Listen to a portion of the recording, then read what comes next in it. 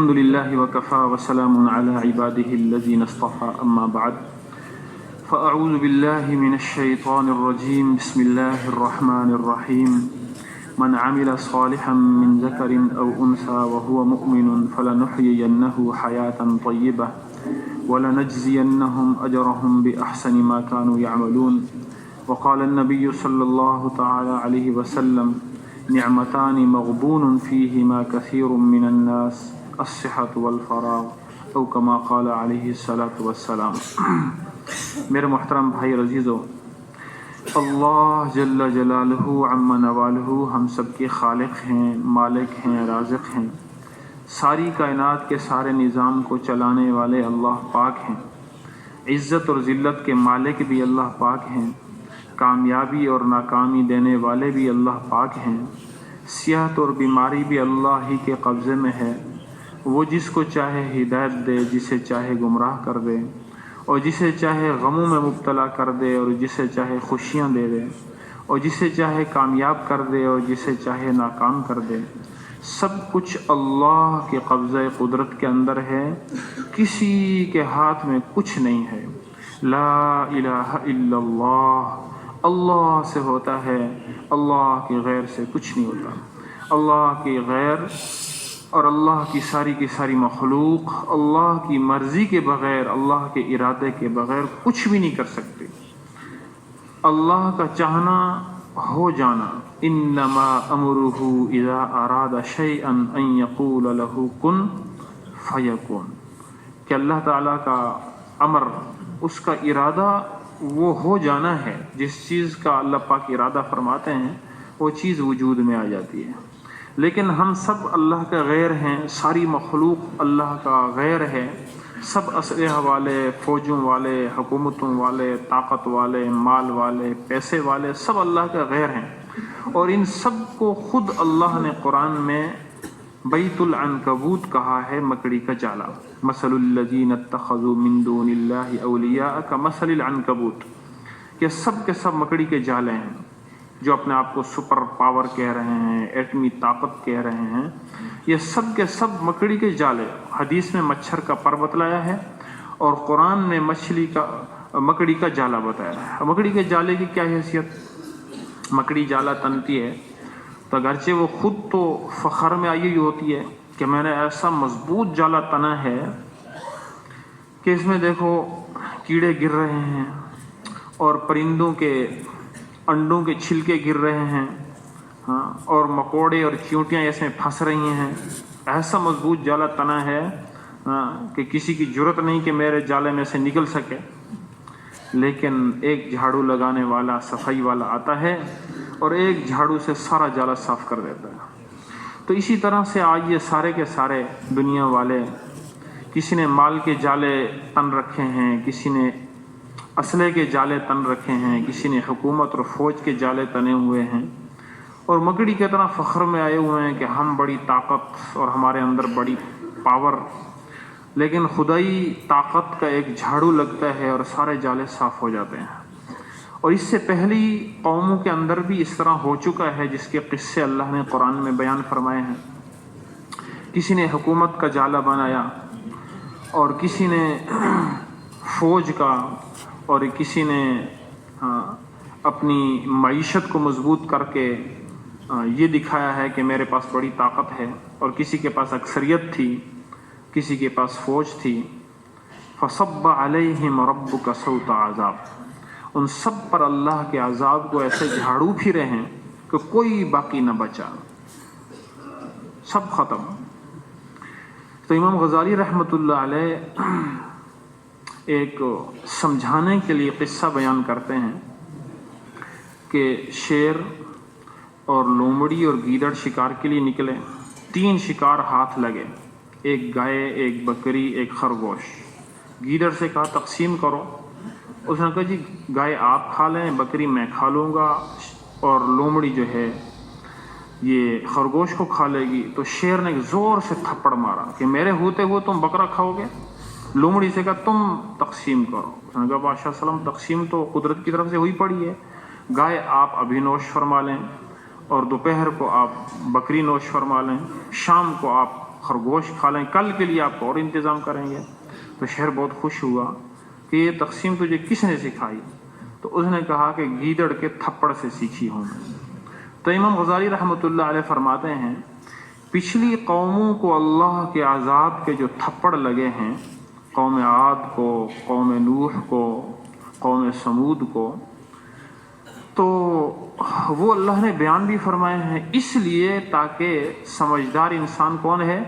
السعید من وعظ بغیرہ، کہ سعادت مند اور عقل مند تو وہ ہے جو دوسروں سے سبق حاصل کرے، نہ یہ کہ دوسروں کے لیے عبرت اور نمونہ اور سبق بنے۔ تو امام صاحب غزالی رحمۃ اللہ علیہ فرماتے ہیں کہ پچھلی قوموں کو جو اللہ کے عذاب کے کوڑے ان پر برسے ہیں، ان سے ہم سبق حاصل کریں کہ کیوں اللہ ان پر ناراض ہوا ہے اور کیوں ان پر اللہ نے اپنے عذاب کے کوڑے برسائے ہیں۔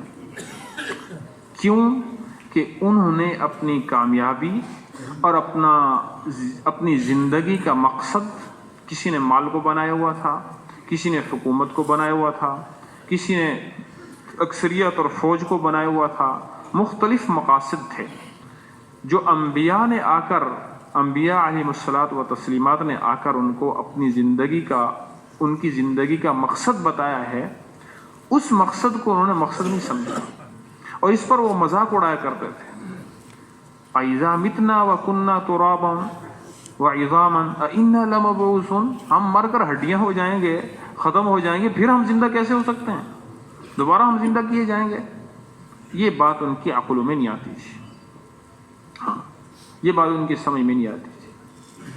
ہاں اس کی مثال ایسے ہی ہے جیسے ہم چوہے کو سمجھائیں ہیں کہ چوہے صاحب آپ اگر اس پنجرے میں چلے گئے ٹماٹر کھانے کے لیے، ہاں تو آپ بہت برے طریقے سے پھنس جائیں گے، ہاں اور آپ کو اس طرح مارا جائے گا اور اس طرح بچے آپ کو ماریں گے اور آپ کو قتل کریں گے۔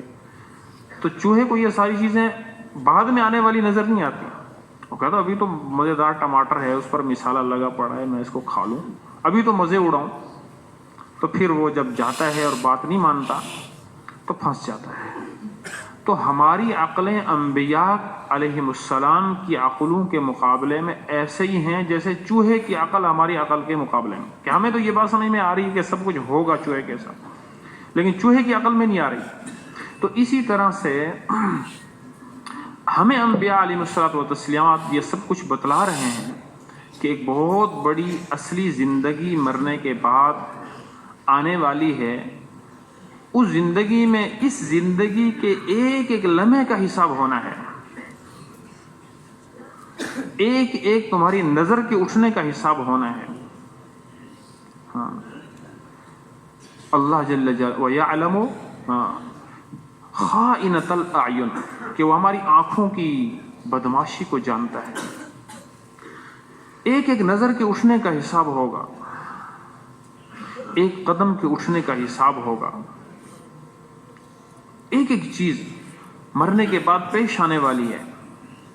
تو جو انبیاء علیہم الصلاۃ والتسلیمات کی مجلسوں میں بیٹھ کر ان باتوں کو سنا کرتے تھے، ان کے دلوں میں یہ بات ایسی راسخ اور ایسی پکی ہو چکی تھی کہ وہ یہ سمجھتے تھے کہ بالکل جنت ہمارے سامنے ہے، دوزخ ہمارے سامنے ہے، دوزخ کے عذاب ہمارے سامنے ہیں۔ اسی وجہ سے وہ دوزخ کی آیات کو سن کر ان کی چیخیں نکل جاتی تھی، بعض ان میں سے تڑپ تڑپ کر مر جاتے تھے۔ کیوں؟ کہ ان کو یقین تھا، ان کا ایمان تھا کہ مرنے کے بعد کی زندگی ہے، مرنے کے بعد کی زندگی ہے۔ اور یہ ایمان کا تقاضا ہے۔ ایمان جب آتا ہے تو انسان ہر وقت اللہ کے سامنے آخرت میں کھڑے ہونے کو یاد کرتا ہے اور اسی کے مطابق اپنا قدم پھونک پھونک کر رکھتا ہے اور چلتا ہے کہ وَأَمَّا مَنْ خَافَ مَقَامَ رَبِّهِ وَنَهَى النَّفْسَ عَنِ الْهَوَىٰ، کہ وہ اللہ کے سامنے کھڑا ہونے سے ڈرتا ہے اور اپنی زندگی کو خواہشات سے نکال کر احکامات پر لاتا ہے۔ فَإِنَّ الْجَنَّةَ هِيَ الْمَأْوَىٰ، یہی تو لوگ ہیں کہ جن کا ٹھکانہ جنت ہے، یہی لوگ ہیں جن کا ٹھکانہ جنت ہے۔ تو انبیاء کرام علیہم السلام اس بات کی محنت کیا کرتے تھے لوگوں کے دلوں پر، اور انہیں آخرت کی زندگی کی طرف راغب کیا کرتے تھے، انہیں جنت کا شوق دلایا کرتے تھے، انہیں جہنم کا خوف دلایا کرتے تھے۔ اسی وجہ سے حضور اکرم صلی اللہ علیہ وسلم جب دعوت دے رہے ہیں تو قریش مکہ آپ کے پاس آ رہے ہیں کہ اچھا آپ اگر نبی ہیں تو آپ ایسا کریں، آپ کے جو پشتوں میں ایک دادا گزرے ہیں لوئی، آپ اس کو زندہ کر دکھائیں، آپ اگر سچے نبی ہیں۔ تو آپ فرماتے بھائی اس کے لیے تو میں بھیجا نہیں گیا ہوں، میرے آنے کا مقصد تو انی بعثت بشیرا و نذیرا، کہ اللہ نے جنت کی خوشخبریاں سنانے والا بنا کر مجھ کو بھیجا ہے، اور جہنم کے عذاب سے ڈرانے والا بنا کر بھیجا ہے۔ مولانا ابراہیم صاحب جوڑ میں فرما رہے تھے کہ نذیر کہ انذار کسے کہتے ہیں؟ خالی ڈرانا نہیں، کہ آگے مستقبل میں آنے والے جو حالات ہیں ان سے پیار، شفقت اور محبت کے ساتھ کسی کو سمجھانا کہ بھائی آپ اس راستے پر مت جائیں، اللہ کے لیے آپ کو میں بہت شفقت و محبت کے ساتھ کہہ رہا ہوں کہ اس راستے میں بڑا آپ کا نقصان ہو جائے گا، آگے فائرنگ ہو رہی ہے، آپ قتل ہو جائیں گے۔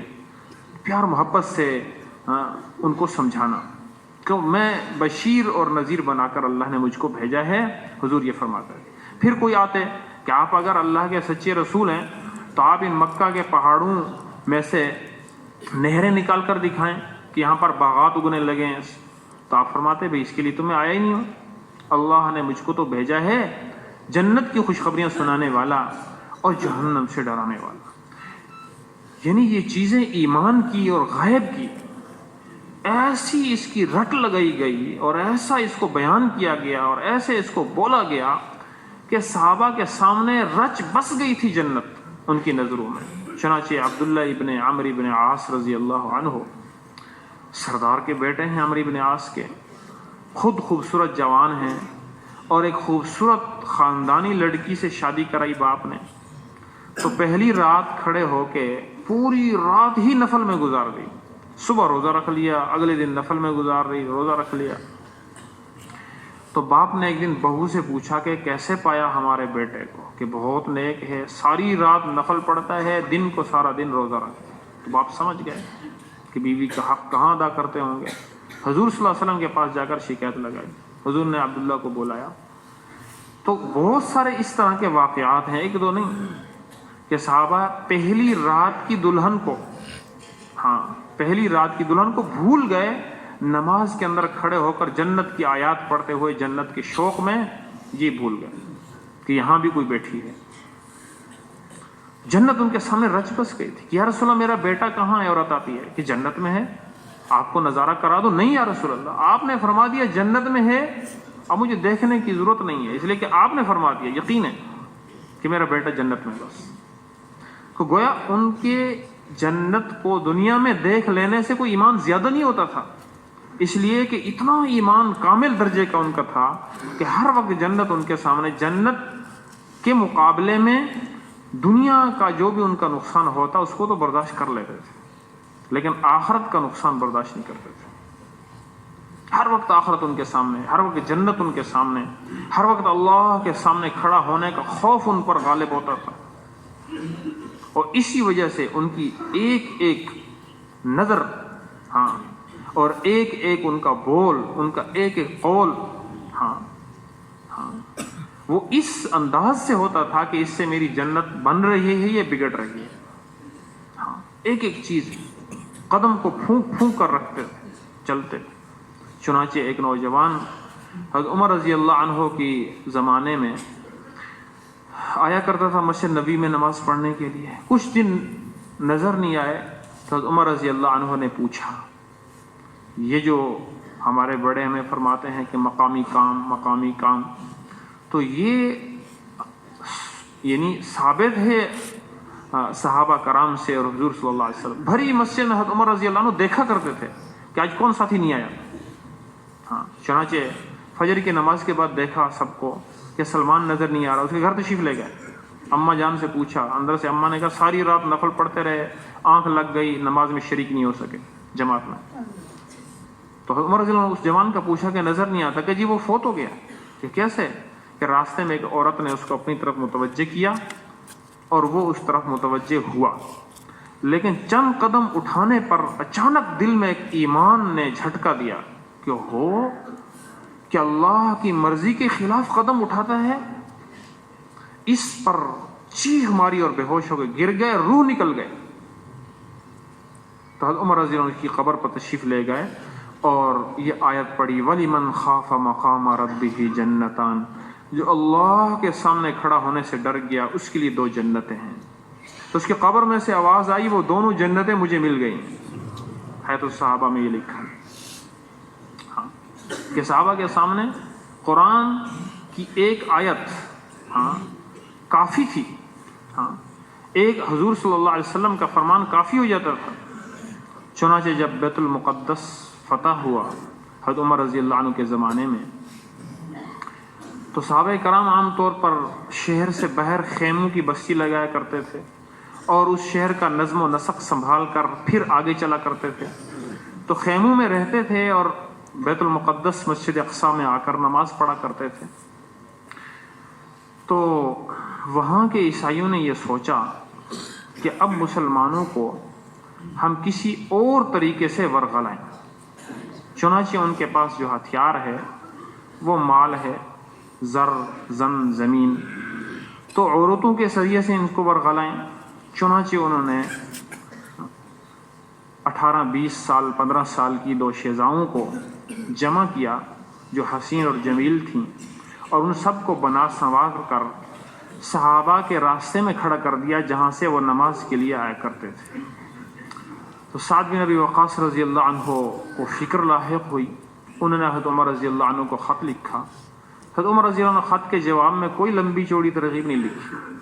فرمایا یہ آیت ان کو سنا دینا قُلْ لِلْمُؤْمِنِينَ يَغُضُّوا مِنْ أَبْصَارِهِمْ وَيَحْفَظُوا فُرُوجَهُمْ, کہ اللہ پاک فرماتے ہیں آپ ایمان والوں سے کہہ دیجئے کہ وہ اپنی نگاہوں کو پست رکھیں اور اپنی شرمگاہوں کی حفاظت کریں.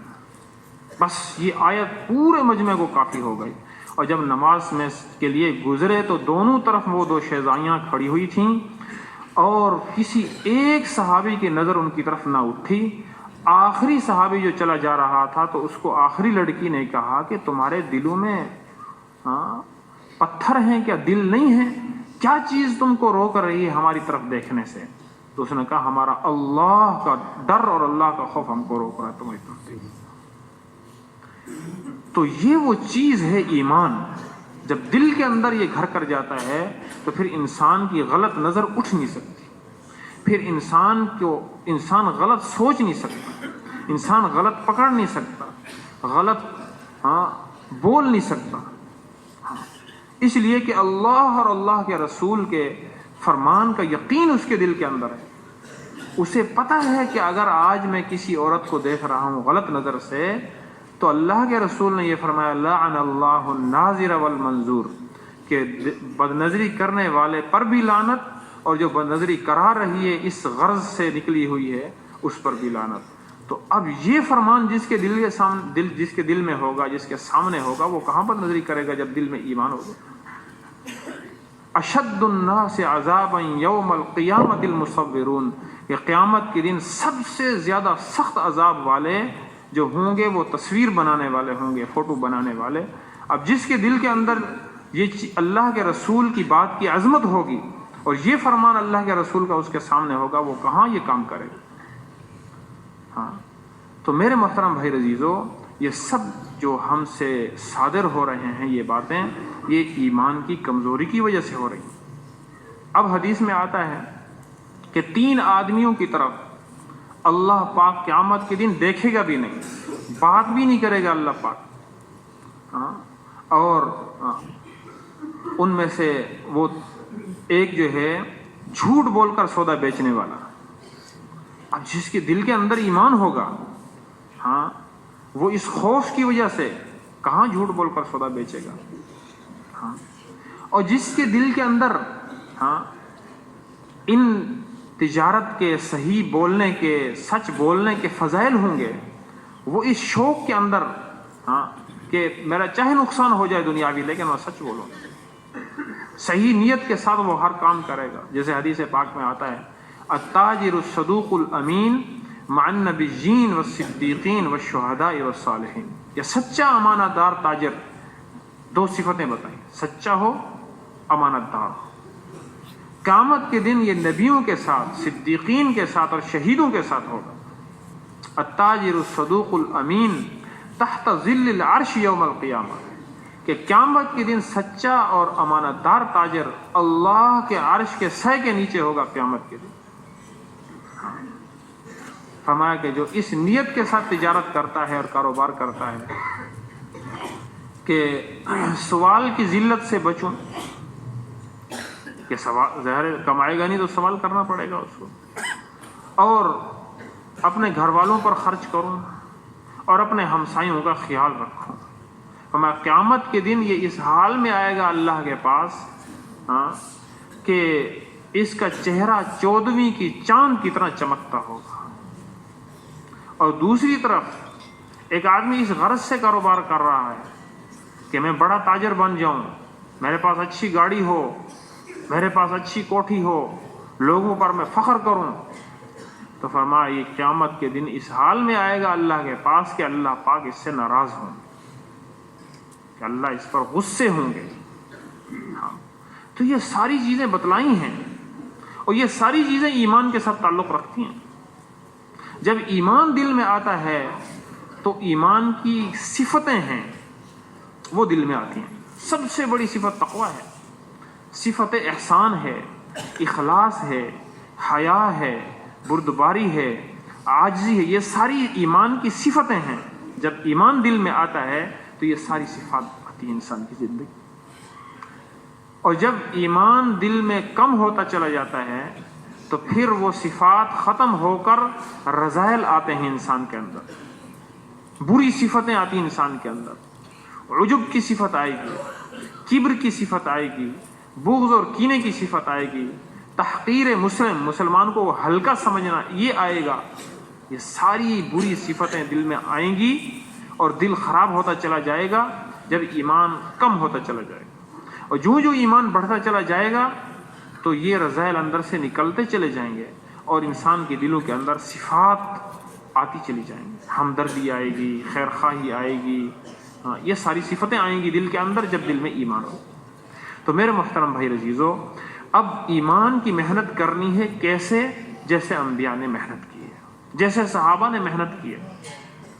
وہ کیسے محنت کی ہے کہ رات دن ایک رٹ لگا رہے ہیں، اور ایسی رٹ لگا رہے ہیں کہ بچوں کے زبانوں پر بھی وہی باتیں ہیں کہ اللہ کرتے ہیں، اپنی قدرت سے کرتے ہیں. اور ایسا یقین تھا اللہ کی ذات عالی پر، ایسا اعتماد تھا اور اللہ کی بات پر اتنا یقین تھا کہ چھوٹے چھوٹے بچے، امی عائشہ رضی اللہ عنہ فرماتی ہیں ہم مکہ مکرمہ میں چھوٹی چھوٹی بچیاں، جب یہ آیت اتری سَيُهْزَمُ الْجَمْعُ وَيُوَلُّونَ الدُّبُرَ، کہ عن قریب قریش کے بڑے بڑے سرداروں کو شکست ہوگی اور یہ سب پیٹ پھیر کر بھاگیں گے. تو فرماتی تھی ہم تو بچیاں تھیں لیکن ہمیں بھی اتنا یقین تھا کہ یہ دن آنے والا ہے. حالانکہ اس وقت یہ مسلمان انتہائی کمزور اور مٹھی بھر تھے اور یہ بات سوچی نہیں جا سکتی تھی کہ یہ کیسے ہو سکتا ہے، کیسے ہو سکتا ہے. کتنے بڑے بڑے سردار، اتنے بڑے بڑے جو ہے نا تاجر اور اتنے بڑے بڑے لشکروں والے، یہ مٹھی بھر مسلمانوں سے شکست کھائیں گے اور پیٹ پھیر کر بھاگیں گے، کہ کیسے ہو سکتا ہے. لیکن اماں جان فرماتی ہیں ہم بچیاں ہوتی تھیں، ابو جہل کے سامنے ہم پڑھتی تھی سَيُهْزَمُ الْجَمْعُ وَيُوَلُّونَ الدُّبُرَ، عن قریب تم شکست کھاؤ گے اور پیٹ پھیر کر تم بھاگو گے. ابو جہل کے منہ پر ہم پڑھتی. پھر وہ اللہ نے دن دکھایا بدر کا کہ کیسے ان کو شکست ہوئی اور کیسے یہ ذلیل ہو کر مارے گئے. 70 ان کے مارے گئے، 70 ان کی قید ہو گئے. بڑے بڑے 7 سردار جو تھے، ابو جہل تھا، عتبہ تھا، شیبہ تھا، ولید تھا، ابو البختری تھا، یہ سب مارے گئے. تو میرے محترم بھائی عزیزو، اللہ کی بات پر یقین. اب ایک وہ ہمارے بزرگ ہیں نعیم شاہ صاحب، وہ بتاتے ہیں کہ بھی ایک خبر کا یقین ہے، ایک نظر کا یقین ہے. نظر میری یہ دیکھ رہی ہے کہ اگر میں نے وراثت میں بہنوں کو حصہ دے دیا تو میری زمین کم ہو جائے گی اور آمدنی کم ہو جائے گی، اور جب آمدنی کم ہو جائے گی تو میرے گھر کیسے چلے گا، بچوں کا کیسے گزارا چلے گا. اور اللہ یہ فرما رہے ہیں کہ نہیں، تم جب بہنوں کو حق دو گے، ہر حق والے کو اس کا حق دو گے، تو باقی جو تمہارے پاس اپنی ذات کا حق بچے گا وہ حلال ہوگا. اب اس میں اتنی میں برکت دوں گا، اتنی برکت دوں گا کہ تمہیں اطمینان ملے گا، تمہیں سب کچھ ملے گا. اور دوسری طرف اللہ یہ فرما رہے ہیں انما کہ جو ہے نا صدقے کو اللہ پاک بڑھاتے ہیں. یمحق اللہ الربا ویربی الصدقات، اور سود کو اللہ مٹاتے ہیں، سود کو اللہ پاک مٹاتے ہیں. اب میری نظر یہ دیکھ رہی کہ نہیں، سود سے تو 105 ہو رہے ہیں، اور صدقے سے اور زکوٰۃ سے اور عشر سے 95 بچ رہے ہیں 100 کے. وہاں 100 کا 105 مل رہا ہے، یہاں 100 کا 97.5 یا 95 مل رہا ہے. لیکن مجھے نظر کا یقین کو جھٹلاؤں گا اور خبر کا یقین جو اللہ نے خبر دی ہے قرآن کے اندر اس پر چلوں گا. یہ ایمان کا تقاضا ہے. تو اب اپنے ایمان کو بڑھانے کے لیے ہمیں محنت کرنی ہوگی، اور اس ایمان کا ہمیں پتہ کس دن چلے گا؟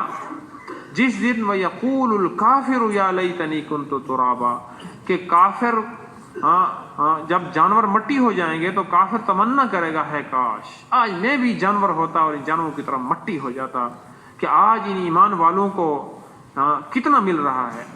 اور اس ایمان کی وجہ سے چھوٹے چھوٹے عمل پر کتنا مل رہا ہے، چھوٹے چھوٹے عمل پر کتنا دے رہے ہیں اللہ پاک قیامت کے دن، اور دنیا میں کتنا اللہ پاک دے رہے ہیں. کہ ایمان کے ساتھ یعنی مسلمان ہے اور وہ کسی ایک مسلمان کی حاجت کے لیے، اس کی ضرورت کے لیے چند قدم اٹھا لیتا ہے، کہ بھئی فلاں آدمی کے پاس جانا ہے، میں نے چلو میں فارغ بیٹھا ہوں آپ کو پہنچا دیتا ہوں. اس کی حاجت اور ضرورت کے لیے کسی کے پاس، کسی کی سفارش کر دی کسی کے ہاں. آپ صلی اللہ علیہ وسلم نے ارشاد فرمایا کہ تم کسی حاجت مند کی میرے پاس سفارش لے کر آیا کرو. اگر میرے پاس ہوگا تو میں تو ویسے بھی دے دوں گا، نہیں ہوگا تو ویسے بھی نہیں دوں گا، لیکن تمہیں سفارش کا اجر مل جائے گا. تم سفارش کر لیا کرو جہاں تمہاری سفارش چلتی ہے. تو کسی کا سفارش کے لیے چلا گیا، بھئی یار یہ ہمارا بھائی ہے، غریب ہے، اس کا کام کر دو. تو حدیث پاک میں آتا ہے کسی آدمی کی حاجت کے لیے، مسلمان کی حاجت کے لیے چلنا پھرنا، اس پر 10 سال کے نفلی اعتکاف کا اجر ملتا ہے. اور حدیث پاک میں آتا ہے کہ ایک دن کا اعتکاف جہنم سے 3 خندقیں دور ہو جاتا ہے انسان. جہنم سے 3 خندق، اور ایک خندق کا جو فاصلہ ہے وہ زمین اور آسمان کے خلا کے برابر ہے. اب خود حساب لگاؤ اور اس کو اندازہ لگاؤ. یہ ایک حاجت پوری کی ہے. اور دوسری طرف ایک آدمی نے مسلمانوں کی اجتماعی ضرورت پوری کی ہے، پل بنوا دیا، ہسپتال بنوا دیا، سڑک بنوا دی، لیکن ہے وہ کافر. اس کو اس عمل پر ایک ذرہ بھی اجر کا نہیں ملے گا، ایک ذرہ بھی نہیں ملے گا. حالانکہ کروڑوں لاکھوں لوگوں کی اس نے ضرورت پوری کی ہے. کروڑوں لوگ اس سڑک سے گزریں گے، اس پل سے گزریں گے، اس ہسپتال میں علاج کروائیں گے، لیکن ایمان کے نہ ہونے کی وجہ سے اسے کچھ نہیں ملے. دنیا میں تو مل جائے گا، آخرت میں کچھ نہیں ملے گا، کوئی اجر نہیں ملے گا. اسی لیے اللہ نے ارشاد فرمایا کہ من عمل صالحا من ذکر او انثى وهو مؤمن، کہ جو نیک عمل کریں گے، مرد ہوں عورتیں ہوں، بشرطے کہ ایمان کے ساتھ کریں گے، تو ہم انہیں دنیا میں بھی پاکیزہ زندگی دیں گے، چین سکون کی زندگی دیں گے. یہ ایمان پر اللہ کی طرف سے وعدے ہیں. تو اس لیے میرے محترم بھائی عزیزو، ایمان کی اہمیت، ایمان کی عظمت ہمارے دلوں کے اندر ہو، اور اس کے لیے اپنا سب کچھ لٹانے کو ہم تیار ہو جائیں. جیسے صحابہ تھے کہ یاسر رضی اللہ عنہ کو تکلیف پہنچ رہی ہے، اور ان کے بیٹے عمار کو اور ان کی بیوی سمیہ رضی اللہ عنہ شہید ہو رہی ہیں، اور سخت تپتی دھوپ میں ان کو کھڑا کیا جا رہا ہے، اور اللہ کے رسول صلی اللہ علیہ وسلم وہاں سے گزر رہے ہیں، اور آپ کیا ان کو ترغیب دے رہے ہیں؟ یا آل یاسر اصبروا ان موعدکم الجنہ، صبر کرو، صبر کرو، اس ایمان پر صبر کرو کہ تمہیں آخرت میں اس کے بدلے میں جنت ملے گی. حضرت خباب حضور کی خدمت میں حاضر ہو رہے ہیں، آپ صلی اللہ علیہ وسلم ٹیگ لگا کے بیٹھے ہیں. کیا رسول اللہ الا تستنصر لنا الا تدعو لنا، آپ ہماری دعا نہیں کرتے، ہمارے لیے اللہ سے مدد نہیں مانگتے، ہمیں کتنی تکلیفیں دی جا رہی ہیں. تو آپ غصے ہو گئے، ٹیگ چھوڑ کر بیٹھ گئے. تو تمہیں کیا ہو گیا، تم صبر کیوں نہیں کرتے ہو ایمان پر؟ حالانکہ تم سے پہلے لوگوں کو تو ایمان کی وجہ سے اتنی آزمائشوں میں ڈالا گیا ہے کہ ان کے زندہ لوگوں کی لوہے کے کنگھیوں سے، ان کا ہڈیوں سے گوشت اتار لیا جاتا تھا، پھر وہ صبر کرتے. چنانچہ حضور اکرم صلی اللہ علیہ وسلم معراج پر تشریف لے گئے تو ایک جگہ سے جنت کی بہت اعلیٰ خوشبو آ رہی تھی. جبریل امین سے پوچھا کہ کس کی خوشبو ہے؟ کہ فرعون کی شہزادی کی مشاطہ، یعنی ان کی کنگھی چوٹی کرنے والی، یہ اس کی خوشبو آ رہی تھی. اس کا کیا قصہ ہے کہ وہ کنگھی کیا کرتی تھی فرعون کی بیٹی کی، اس کی نوکری تھی سرکاری، اس کی آ کر میک اپ کیا کرتی تھی، لیکن کنگھی ہاتھ سے گری تو اس نے کہا بسم اللہ، ایمان والی تھی. تو اس بیٹی نے کہا یہ کیا، کس کا نام ہے؟ کہ اللہ کا نام لیا، خدا کا نام لیا. کہ ہمارا رب تو ہمارا باپ ہے. بیٹی نے کہا اگر نہیں، تمہارے باپ کا بھی سب سے بڑا رب جو ہے وہ اللہ ہے، میں نے اس کا نام لیا. شکایت لگائی گئی تو بیٹی اس کو پکڑا گیا اور پھر اس کے بچے سمیت اس کو جلتے ہوئے کڑاہ کے اندر، تیل کے اندر بھون دیا گیا، لیکن اس نے ایمان کو نہیں چھوڑا. آج یہ اس کی خوشبو آ رہی ہے. ہاں، تو ایمان کی وجہ سے اس قدر تکلیف ہے کہ ایمان اتنی قیمتی چیز ہے کہ چند تک کے پیسے پہ ہم قسم کھا کر، غلط گواہی دے کر، جھوٹ بول کر ایمان کو بیچ دیں. وجہ کیا ہے کہ ایمان پر محنت نہیں کی، اس پر جان نہیں لگایا، اس پر مال نہیں لگایا، اس لیے ایمان کی کوئی. تو اپنے دلوں کے اندر ایمان کی عظمت کو بٹھانا ہے، اس کے لیے ہمیں رات دن اس کی محنت کرنی ہوگی. لا الہ الا اللہ کو خوب بولنا ہوگا، سننا ہوگا، سوچنا ہوگا، راتوں کو اٹھ کے اللہ سے مانگنا ہوگا، اے اللہ اپنی ذات عالی سے سب کچھ ہونے کا یقین ہمارے دل و دماغ میں اتار دے، اور غیر کا یقین اور تاثر ہمارے دل و دماغ سے نکال دے. اس کو اللہ سے مانگنا بھی ہوگا. جو دن کو بول رہے ہیں، راتوں کو اٹھ کے اللہ کے سامنے گڑ گڑا کر اس کو مانگیں. اور حضور اکرم صلی اللہ علیہ وسلم کے طریقوں میں 100% کامیابی کے یقین دل میں اتارنا ہے کہ حضور صلی اللہ علیہ وسلم جو پاکیزہ مبارک زندگی لے کر آئے ہیں، آپ صلی اللہ علیہ وسلم کی زندگی میں خیر ہی خیر. ہاں، اور صحابہ کرام کے مرد عورتیں حضور کے ایک ایک فرمان پر مر مٹنے کو تیار ہیں. حضور کو خوش کرنا ہے، اللہ کے رسول کو خوش کرنا ہے، اللہ کو خوش کرنا ہے.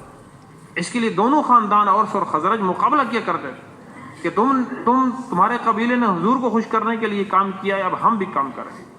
کہ اوس والوں نے کہا اچھا حضور کا سب سے بڑا دشمن کون ہے جو حضور کو تکلیف دیتا ہے؟ تو کعب بن اشرف یہودی ہے، چلو ہم اس کو قتل کرنے کے لیے حضور سے اجازت مانگی اور رات کو گئے اور جا کر اس کا سر لے کر آئے. اس کے قلعے کے اندر گئے اور وہاں سے اس کو قتل کر کے اس کا سر لے کر آئے. ہاں، اور آپ رات کو نماز پڑھ رہے ہیں، اور جب وہ جنت البقیع میں پہنچے قبرستان میں تو ایک نعرہ لگایا تو حضور نے فرمایا افلحت الوجوہ، یہ کامیاب چہرے ہیں. حضرت قبیلے کو پتہ لگا کہ اچھا حضور کو خوش کرنے کے لیے تو نے بڑا کارنامہ کیا، تو ہم بھی ایسا کریں گے. تو خیبر میں ایک اور رہتا تھا، ہم اس کو قتل کریں گے، اس یہودی کو. تو حضور سے اجازت مانگ کر وہاں چلے گئے یہ 4-5 آدمی. تو ہر وقت حضور صلی اللہ علیہ وسلم کو خوش کرنے میں یہ لگے رہتے. ہاں، ابو الحیثم رضی اللہ عنہ ایک صحابی ہیں. حضور ان کے پاس تشریف لے گئے. ان کے گھر میں ابو بکر و عمر بھی ساتھ ہیں. تو ان کی بیوی نے بتایا کہ جی وہ تو پانی لینے کے لیے گئے ہوئے، آپ تشریف رکھیں، ابھی آ جائیں گے. اسی دوران وہ آ گئے اور حضور کو محبت اور خوشی میں چمٹ گئے کہ آپ میرے گھر تشریف لائیں یا رسول اللہ. چمٹ گئے حضور سے. حضور نے فرمایا تم خود پانی لینے گئے تھے، کوئی غلام نہیں ہے تمہارا، خادم نہیں ہے؟ کہ نہیں یا رسول اللہ. آپ فرمایا میرے پاس خادم آ جائیں گے، غلام آ جائیں گے تو میرے پاس آ جانا، میں تمہیں دے دوں گا. تو 2 غلام آئے، وہ چلے گئے حضور کی خدمت میں. حضور نے فرمایا کہ ان میں سے ایک لے لو. کیا رسول اللہ آپ ہی پسند فرما لیں میرے لیے. حضور نے فرمایا یہ لے لو اور اس کے ساتھ اچھائی والا معاملہ کرنا. اس نے آ کر بیوی کو بتایا. بیوی کو تو خوش ہو جانا چاہیے کہ گھر کے کتنے کام کاج اور کتنی ضرورتیں ہوتی ہیں، چلو اللہ نے ایک غلام دے دیا. تو بیوی نے کہا اچھا حضور نے یہ فرمایا کہ اس کے ساتھ اچھا معاملہ کرنا ہے، تو میرا تو یہ مشورہ ہے کہ حضور کو خوش کرنے کے لیے سب سے اچھا معاملہ تو یہ ہے کہ ہم اس کو آزاد کر دیں.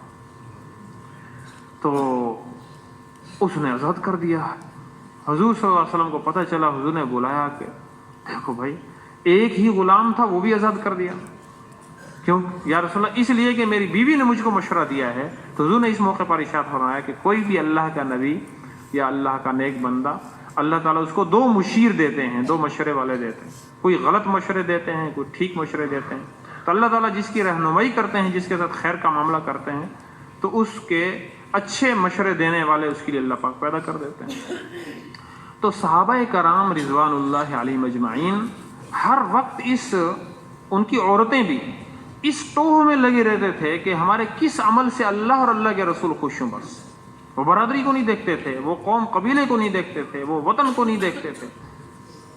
چنانچہ سعد بن معاذ رضی اللہ عنہ بنو قریظہ جو یہودیوں کا مدینے میں قبیلہ تھا، ان کے حلیف تھے۔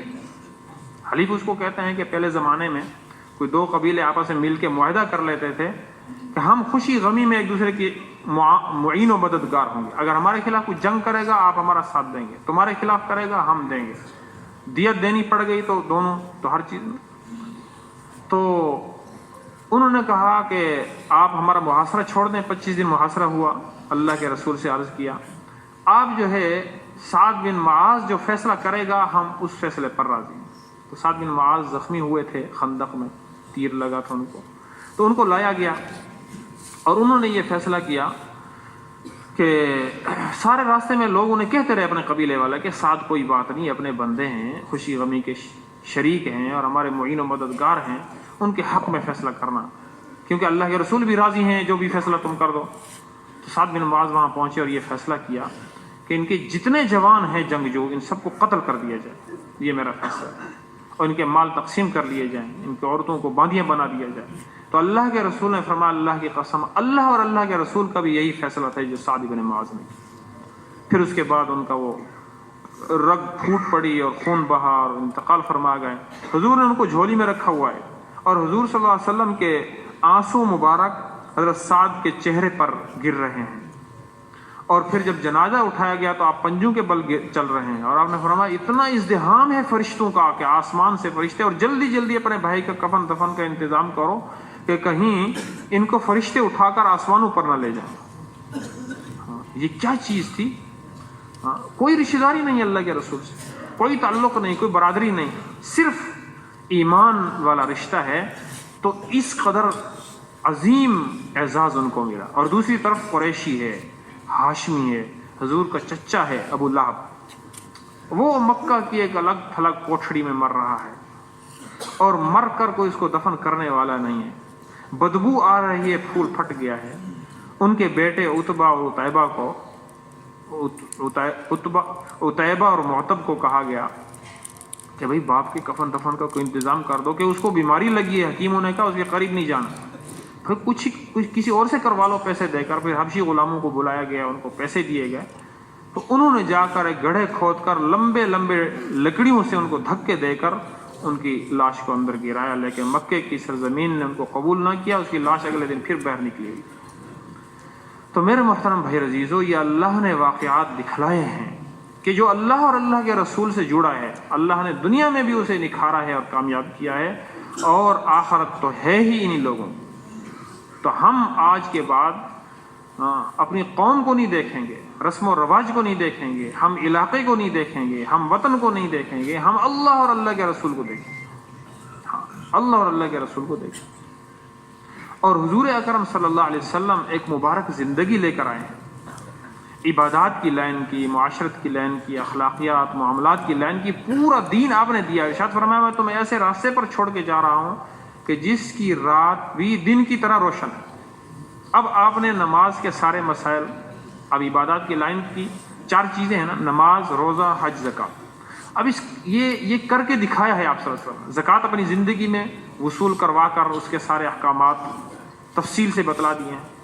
حج اپنی زندگی میں خود کیا ہے اور کروایا ہے لوگوں کو کیسے حج کرتے ہیں، اور اسی طرح روزے اپنی زندگی میں خود رکھے ہیں، اور نماز صحابہ کو منبر پر پڑھ کر دکھائی کہ دیکھو نماز ایسے پڑھتے ہیں، اور نماز کے خوب فضائل بیان کیے ہیں، نماز نہ پڑھنے کے وعیدیں بیان کیے ہیں، اور نماز کی عظمت کو اتنا اجاگر کیا ہے کہ اللہ کے باقی تمام حکم جبریل امین لے کر آئے گا، لیکن نماز اور روزہ، اب دیکھو رمضان المبارک آ رہا ہے، اس میں رحمت کا عشرہ ہے، مغفرت کا عشرہ ہے، جہنم سے چھٹکارے کا عشرہ ہے، کتنی رحمتوں والا مہینہ ہے۔ فرمایا الرجب شہر اللہ، رجب اللہ کا مہینہ ہے، والشعبان شہری، شعبان میرا مہینہ ہے، والرمضان شہر امتی، اور رمضان میری امت کا مہینہ ہے.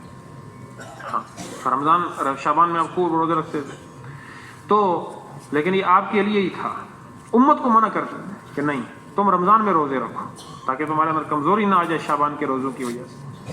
تو میرے محترم بھائی عزیزو، اب آپ صلی اللہ علیہ وسلم نے نماز ممبر پر کھڑے ہو کر پڑھ کر دکھلائیے، اور پھر ارشاد فرمایا صلو کما رأیتمونی اصلی، تم ایسے نماز پڑھو جیسے مجھے پڑھتے ہوئے دیکھا ہے تم. اب صحابہ نے حضور سے نماز سیکھی، وضو کو سیکھا، استنجے کے مسائل. یہودی پوچھ رہے ہیں کیا تمہارا نبی تمہیں پیشاب کرنے کا طریقہ بتاتا ہے؟ جی ہاں، ہمیں پیشاب کا بھی طریقہ بتلا ہے. پیشاب کرنے کے 36 آداب ہیں. ایک جگہ ہم جماعت میں پتور میں ہماری تشکیل تھی تو ہم نے مذاکرہ کیا. ایک صاحب بیٹھے تھے پڑھے لکھے دنیاوی اعتبار سے، حیران ہو گئے، سر پکڑ کے بیٹھ گئے کہ یار ہم کتنا دور ہیں کہ تم 36 آداب کا مذاکرہ کر رہے ہو، اور ہمیں تو پیشاب کرنے کا طریقہ بھی نہیں سکھلایا گیا اب تک اس تعلیم سے. تو میرے محترم بھائی عزیزو، رسول پاک صلی اللہ علیہ وسلم نے ایک ایک زندگی کا طریقہ سارا سکھلایا ہے، اور نمازوں کے ذریعے سے اللہ کی ذات عالی سے مسائل کو حل کرانا، یہ امت کو سبق دیا ہے کہ نماز پڑھ کر اللہ سے اپنے مسائل حل کرو. کہ نماز تمہارے پاس چابی ہے، چابی ہے.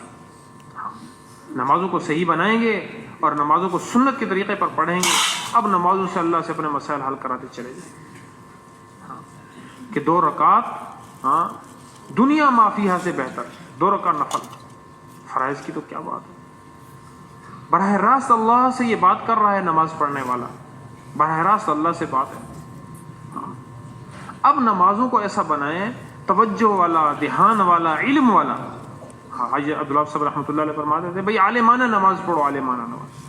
کیا مطلب؟ یعنی ہمیں پورے نماز کے تمام علوم، نماز کے متعلق جتنے ہیں وہ ہمیں حاصل ہونے چاہیے، ان کو حاصل کرنا چاہیے. نماز کے فرائض، مستحبات، مکروہات، وضو کے کیا مسائل ہیں، استنجے کے کیا مسائل ہیں، پاکی ناپاکی کے کیا مسائل ہیں، کپڑوں کے کیا مسائل ہیں، ان کو سیکھیں. اس کے لیے ہمیں علماء کے پاس جانا ہوگا، اور اپنی پوری عبادات کی لائن ہے، معاشرت و معیشت کی لائن ہے، اس کو سیکھنا ہوگا علماء سے. علم والوں کا اپنے آپ کو ہمیں محتاج بنانا ہوگا، ان کے پاس چل کر جائیں. آج ہم میں سے کوئی آدمی ڈاکٹر کو فون کر کے یہ نہیں کہتا جی میری بیٹی کو فلاں مسئلہ ہے، آپ مہربانی کر کے دوائی بتائیں ٹیلی فون پر. لیکن مفتی صاحب کو فون کرتے ہیں کہ جی یہ مسئلہ بتا دیں، ہمارا یہ مسئلہ ہے. ڈاکٹر کے پاس چل کر جائیں گے، لیکن مفتی سے فون پر پوچھ، اور ابھی بتائیں جی، ابھی بھی بتائیں، مجھے جلدی ابھی بھی بتائیں، ایسا بھی کہتے ہیں. اس لیے ہمارے بڑے فرماتے ہیں کہ بھئی جب چل کر جائیں گے تو اس سے علم کی عظمت خود ہمارے دلوں میں آئے گی. یہ عظمت کی کمی کی وجہ سے ایسا ہوتا ہے ہم سے. جب دل کے اندر عظمت ہوگی تو خود چل کر جائیں گے، وقت معلوم کریں گے، کس وقت بیٹھتے ہیں، کس وقت مسئلہ ہمیں پوچھنا ہوگا ان سے، کیا کیا آداب ہیں اس کے. تو جب یہ ہوگی تو پھر علم کی قدر. امام مالک رحمۃ اللہ علیہ بہت بڑے محدث بھی تھے، فقہ کے امام تھے، اور بہت سنت کے پابند تھے. ایک دفعہ مدینہ منورہ سے باہر ایک وادی تھی، جب بارش آتی تھی تو وہ چلتی تھی، وہاں تشریف لے گئے. تو مدینہ منورہ کے گورنر بھی وہاں پہنچے ہوئے تھے. تو اس نے وہاں کھڑے کہہ دیا امام صاحب کچھ حدیثیں ہی سنا دو، کچھ حدیثیں ہی پڑھا دو، سکھا دو. تو امام صاحب سخت غصے ہو گئے کہ یہ نبی کی حدیث کی قدر ہے تمہارے دل کے اندر؟ اگر میرے بس میں ہوتا تو میں تمہیں اس کی سزا دیتا، اس جرم کی. تو امیر مدینہ تھے، گورنر تھے، حاکم تھے، خاموش ہو گئے. اگلے دن حاضر خدمت ہوئے کہ یہ ساری رات میرے عقل اور میرے دماغ میں کشمکش اور لڑائی ہوتی رہی. دماغ پہ سخت غصہ، دماغ کہتا تھا کہ آپ اس کو سزا دے سکتے ہو، سزا دو. دل کہتا تھا کہ نہیں، اس نے تو ٹھیک بات کی ہے، تمہاری غلطی ہے. تو آخرکار دل جیت گیا. اب میں حاضر خدمت ہوا ہوں، آپ مجھے اس بے ادبی کی سزا دیں. تو امام صاحب نے فرمایا 40 کوڑے ماروں گا تمہیں. اور پھر ایک جھاڑو منگوایا، اس میں 40 تیلیاں. تو وہ ایک جھاڑو زور سے اس کو مارا، حاکم کو. اور پھر فرمایا اب جاؤ، غسل کر کے آؤ، خوشبو لگا کر آؤ، اور صاف کپڑے پہن کر آؤ اور دوزانو ہو کر میرے سامنے یہاں بیٹھو. اور پھر بیٹھے, پھر ان کو 40 حدیثیں پڑھائیں. تو علم کی قدر, علم کی عظمت, خود امام صاحب کا قصہ ہے, مشہور ہے, کتابوں میں لکھا ہوا ہے, سنتے بھی رہتے ہیں. حدیث کا سبق پڑھا رہے ہیں, رنگ بدل رہا ہے جیسے کوئی تکلیف ہو. جب کتاب بند کر دی, سبق پورا ہو گیا, شاگرد کو بلایا بھی کمر سے کپڑا اٹھاؤ. جب کمر سے کپڑا اٹھایا تو بچھو تھا اور اس نے 17 جگہ پر ڈنگ مارا تھا. کیا آپ نے پہلے کیوں نہیں بتایا کہ یہ حدیث کی بڑی بے ادبی ہو جاتی کہ میں بچھو کی طرف متوجہ ہو جاؤں. حاجی عبدالوہاب صاحب رحمۃ اللہ علیہ سناتے تھے, شیخ الحدیث صاحب کا رحمۃ اللہ علیہ کا, کہ وہ پانی کے لگن میں ٹک میں بیٹھ جاتے تھے اور کتابیں لکھتے تھے اور قمیص اتار لیتے تھے رات کو, لالٹین جل رہا ہوتا تھا اس میں جو روشنی میں. تو وہ پتنگے آتے تھے, حضرت شیخ کی ننگی کمر ہوتی تھی, اس کے اوپر آ کر پتنگے چڑھتے تھے. پھر چھپکلیاں دیوار سے چھلانگ لگا کے حضرت شیخ کی کمر پر آ جاتی. وہ چھپکلیاں شکار کرتی رہتی تھیں اور شیخ حدیث میں اور کتابوں کے اندر اتنے منہمک ہوتے تھے کہ وہ اس طرف متوجہ ہوتے ہی نہیں تھے. تو میرے محترم بھائی عزیزو, اس لیے علم کی اور صاحب علم, علم والے, ان کی قدر کریں. فاسألوا اہل الذکر, ان سے مراد اہل علم ہے کہ اہل علم سے پوچھو. ان کنتم لا تعلمون, اگر تم نہیں جانتے ہو تو ان سے پوچھو, علماء سے پوچھو. ہاں, تو اس لیے پوچھ کر چلیں گے. اور میرے محترم بھائی عزیزو, اس کے ساتھ جو ہے ہم موقع محل کی مسنون دعاؤں کا اہتمام کریں. آپ صلی اللہ علیہ وسلم نے ہر موقع کی دعائیں امت کو سکھلائی ہیں, امت کو دعا کے آداب بتلائے ہیں, کیا مانگنا ہے اللہ سے, کیسے مانگنا ہے اللہ سے. ہاں, ایک آدمی یہ مانگ رہا ہے, اللہ میں تجھ سے فتنے سے تیری پناہ چاہتا ہوں. تو حضرت عمر رضی اللہ عنہ نے فرمایا, اللہ میں اس کی دعا سے پناہ مانگتا ہوں. یہ کہہ رہا ہے فتنہ, اور انما اموالکم و اولادکم فتنہ, اللہ نے فرمایا قرآن میں کہ مال اور اولاد فتنہ. تو فرمایا پھر کیسے مانگنی چاہیے؟ فرمایا اللہ کے رسول نے یہ تعلیم دی ہے امت کو, اللہم انی اعوذ بک من فتنۃ مضلۃ, کہ اللہ گمراہ کر دینے والے فتنے سے میں تیری پناہ چاہتا ہوں. اور دوسری روایت میں آتا ہے اللہم انی اعوذ بک من مضلات الفتن, اے اللہ گمراہ کر دینے والے فتنے جو ہیں ان سے میں تیری پناہ چاہتا ہوں. تو دعا کے آداب, دعا کا طریقہ, کیا مانگنا ہے اللہ سے, خصوصاً یہ جو معوذات کی دعائیں ہیں جس میں اعوذ بک آتا ہے, اس کی تو بڑی اہمیت بتلائی گئی ہے. اللہم انی اعوذ بک من الحرق والغرق والہدم والحرم. ہاں, کہ اللہ انتہائی برا بڑھاپا جو دوسروں کے لیے بوجھ بن جائے جاؤں میں, اور یا اللہ ایسے آگ میں جل جانا اور پانی میں ڈوب جانا اور میرے اوپر بلڈنگ گر جائے, اس سے میں تیری پناہ چاہتا ہوں. ہاں, اب جو یہ آدمی پڑھے گا وہ کبھی آگ کے واقعے میں ملوث ہو کر وہ کبھی جو ہے نا آگ کے واقعے میں جل نہیں سکتا. کبھی اگر بلڈنگ گر گئی تو اس پر نہیں گر سکتی, اس لیے کہ اس نے یہ دعا پڑھی.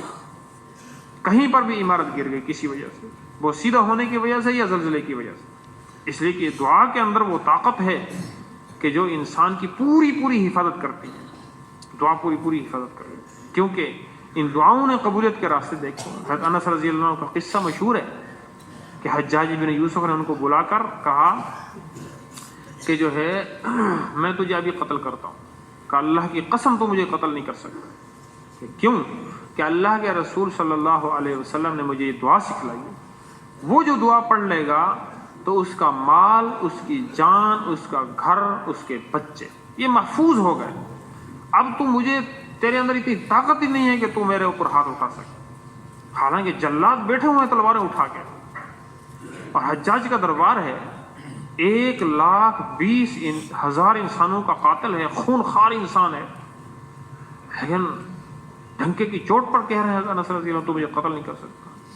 تو عاجزی سے کہنے لگا حجاج کہ وہ دعا مجھے بھی سکھا دے. ہاں نہیں تو اس کا اہل نہیں ہے, تجھے نہیں سکھاتا.